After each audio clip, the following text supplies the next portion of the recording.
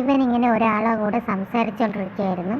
പെട്ടെന്ന് കുറച്ച് കഴിഞ്ഞപ്പോഴത്തേക്കും കുറച്ച് ഗ്രൂപ്പ് ഓഫ് ആൾക്കാർ ട്രെയിനിങ്ങിൻ്റെ ഭാഗമായിട്ട് അതിൻ്റെ മെയിൻ സീനിയറായിട്ട് ഒരാൾ ഈ വിസിൽ സൗണ്ട് അടിച്ചുകൊണ്ട് വരുന്നുണ്ടായിരുന്നു.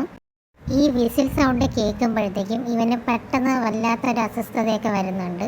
അവന് പെട്ടെന്ന് പാനിക് അറ്റാക്ക് പോലെയൊക്കെ വരാണ്. ഒട്ടും അവൻ വല്ലാത്ത രീതിയിൽ ആ വിസിൽ സൗണ്ട് കേട്ട് പേടിക്കുന്നുണ്ട്. അതിൻ്റെ കാരണം അവൻ മിലിറ്ററിയിൽ വർക്ക് ചെയ്തുകൊണ്ടിരുന്ന സമയത്ത് അവനുണ്ടായ ട്രോമയാണ്. അവൻ മിലിറ്ററിയിൽ ആർമി സർവീസ് ചെയ്തുകൊണ്ടിരുന്ന സമയത്ത് ചെയ്ത് കഴിഞ്ഞതിന് ശേഷം അവൻ്റെ വീട്ടിൽ വരപ്പോഴത്തേക്കും അവൻ്റെ അമ്മയെ ആരൊക്കെയോ ചേർന്ന് കൊന്നു ഇട്ടിട്ടുണ്ടായിരുന്നു. ഇവൻ അത് നേരിട്ട് കാണേണ്ട ഒരവസ്ഥ വരാണ്. അവൻ നോക്കുമ്പോൾ അവൻ്റെ അമ്മയുടെ ദേഹത്ത് മുഴുവനും ബ്ലഡും കാര്യങ്ങളൊക്കെ ആയിരുന്നു. അത് കണ്ടിട്ട് അവൻ വല്ലാതെ പേടിച്ചു. ആ സമയത്ത് ഈ ഒരു ടീപ്പോട്ടിൽ നിന്ന് ആവി വരുന്നതിൻ്റെ സൗണ്ട് അവൻ കേൾക്കുന്നുണ്ടായിരുന്നു. ആ സൗണ്ട് കേൾക്കുമ്പോഴൊക്കെ അവന് വല്ലാത്ത രീതിയിൽ പാനിക് അറ്റാക്ക് വരും. അവൻ്റെ അമ്മ മരിച്ച ആ ഇൻസിഡൻ്റൊക്കെ അവൻ്റെ കൺമുമ്പിൽ കൂടെ പോവും.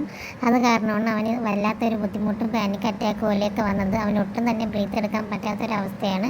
അവൻ ആ കാറിൽ കൂടെ തന്നെ ചാരി ഫ്ലോറിൽ അങ്ങനെ ഇരിക്കുകയായിരുന്നു. അവൻ ആ സൗണ്ട് കേട്ട് വല്ലാത്ത രീതിയിൽ പേടിച്ചിട്ടുണ്ടായിരുന്നു. ബ്രീത്ത് എടുക്കാനും ഒക്കെ വളരെ അവൻ പ്രയാസപ്പെട്ടിട്ടുണ്ടായിരുന്നു. അതുപോലെ അവൻ്റെ ദേഹമൊക്കെ ഒരുപാട് വേർത്തൊലിക്കുന്നുണ്ടായിരുന്നു. അവനെ തന്നെ നിയന്ത്രിക്കാൻ വേണ്ടിയിട്ട് ഒരുപാട് കഷ്ടപ്പെട്ടു. ആ സൗണ്ട് അവന് കേൾക്കും തോറും അവന് വല്ലാതെ ഇറിറ്റേറ്റ് ആവുന്നുണ്ട്. ഓരോ ഇൻസിഡൻസും അവനിങ്ങനെ ഓർമ്മ വന്നുകൊണ്ടേയിരുന്നു. അവനൊട്ടും തന്നെ അവൻ്റെ പാനിക് അറ്റാക്ക് നിയന്ത്രിക്കാൻ പറ്റാത്തൊരു സിറ്റുവേഷനിലോട്ട് വരാണ്. അത് അവൻ്റെ കണ്ടീഷൻ വളരെ സിവിയറായിട്ട് മുമ്പോട്ട് പൊയ്ക്കൊണ്ടേയിരിക്കുകയായിരുന്നു.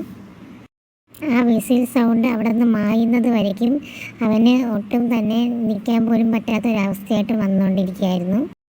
അവസാനം ആ വിസിൽ സൗണ്ട് അവിടെ നിന്ന് മാറിയതിന് ശേഷമാണ് അവൻ ഓക്കെ ആയിട്ട് വരുന്നുണ്ടായിരുന്നത്. അങ്ങനെ പയ്യെ അവൻ നോർമലായിട്ട് വരുന്നുണ്ടായിരുന്നു. അവൻ്റെ ബ്രീത്തിങ് ഒക്കെ അവൻ ഓക്കെ ആക്കി എടുക്കുന്നുണ്ടായിരുന്നു. അവന് വേറെ പ്രോബ്ലമൊന്നുമില്ല.